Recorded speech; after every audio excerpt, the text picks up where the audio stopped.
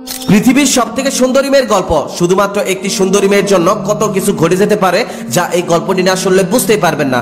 একদিন এক গরিব ছেলের সাথে একটি সুন্দরী মেয়ের দেখা হলো। মেয়েটি বোরকা পরিহিত অবস্থায় ছিল। মেয়েটির সাথে দেখা হওয়ার পরেই সে ভাবতে লাগলো, মেয়েটির হাত ও চোখে এত সৌন্দর্য, তাহলে না জানি সে কত সুন্দর। ছেলেটি এসব চিন্তা করতে করতে মেয়েটিকে মনের মধ্যে ঢুকে ফেললো আর ভাবলো, ইস, যদি আমি এই মেয়েটিকে বিয়ে করতে পারতাম। আবার এদিকে সেই মেয়েটি বলল, আমি জীবনেও কখনো কোনো পুরুষ মানুষ দেখিনি, আজকে প্রথম আপনাকে দেখলাম। গতকাল আমার মা মৃত্যুবরণ করেন, এই প্রথম আমি বাড়ি থেকে বের হয়েছি। আমার 16 বছর বয়সে জীবনে কখনোই আমি বাড়ির বাইরে পা রাখিনি। আমার মা কখনোই আমাকে বাড়ি থেকে বের হতে দেয়নি। আমার মা সব সময় আমাকে লুকিয়ে রাখতেন। মা বলতেন, আমার এত সৌন্দর্য দেখলে মানুষ আমার ক্ষতি করবে। এই পৃথিবীর মানুষ খুবই ভয়ঙ্কর, তারা দেখলে আমাকে ছিঁড়ে বিড়ে খাবে। গতকাল মা মৃত্যুর পূর্বে আমাকে বলে গেছে একজন ভালো যুবকের কথা, সে এই জমিতে কাজ করবে। তার পরিবারে আপন বলতে কেউ নেই। মা বলেছে আমাকে তাকে বিয়ে করে নিতে। আমার মনে হয় আপনি সে যুবক যার কথা আমার মা আমাকে বলে গেছেন। আচ্ছা, আপনি কি আমাকে বিয়ে করবেন? মেয়েটির মুখে এমন কথা শুনে যুবকটি এতই খুশি হলো যে সে আবার জিজ্ঞেস করলো, আচ্ছা, আপনি কি সত্যি আমাকে বিয়ে করতে চান? মেয়েটি তখন বলল,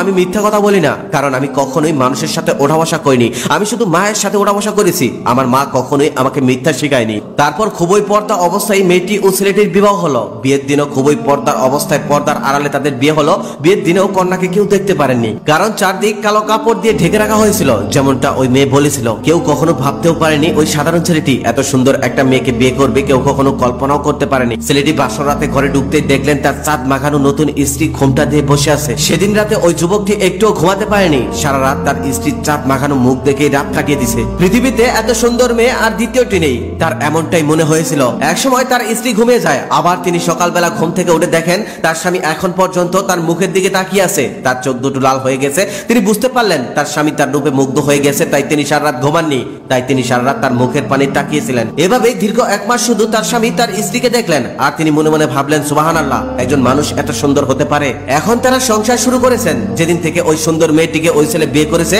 সেদিন থেকে তার জীবন অনেক সুন্দর ভাবেই কেটে যাচ্ছে। খুব সুখে শান্তিতে সংসার করে যাচ্ছিল তারা। একদিন কি হলো, বাড়িতে একজন মহিলা আসলো। সে হঠাৎ করে আসলো আর বলল, আমি এই বাড়ির নতুন বউটা দেখতে চাই। বাড়িতে মেয়েটি একাই ছিল, তার স্বামী ছিল না। তার স্বামী বাইরে কাজ করতে গিয়েছিল। মেয়েটি তখন বলল, আমার স্বামী বাড়িতে আসুক, পরে দেখে যাবেন। মহিলাটি এই কথাটা শোনার পর রেগে গিয়ে বলল, এটা কেমন কথা? আমি তো কোনো পুরুষ মানুষ নই, আমি একজন মহিলা মানুষ, আমি দেখলে কি এমন হবে? মেয়েটি তখন বলল, আমার স্বামীর অনুমতি ছাড়া আমি কাউকে চেহারা দেখাতে পারবো না। আমার স্বামী বাড়িতে আসুক, পরে দেখে যাবেন, একটু বসুন। মহিলাটি তখন রেগে মেগে বাড়ি থেকে বের হয়ে গেল আর চিন্তা করতে লাগলো সামান্য চাষার বইয়ের কত দেমাগ। তিনি আরো ভাবতে লাগলেন, কারণ কি? তার চেহারা দেখতে দেয় না কেন? এখানে কি কোনো রহস্য আছে? সেই যুবকটি আবার জমিতে কাজ করছিল। মহিলাটি সেই যুবকের কাছে গিয়ে বলল, তোমার স্ত্রীকে দেখে আসলাম, তুমি তো পৃথিবীর সব থেকে সুন্দর মেয়েকে বিয়ে করে ফেলছো। এমন সুন্দরী মেয়ে আমি জীবনেও কখনো দেখিনি।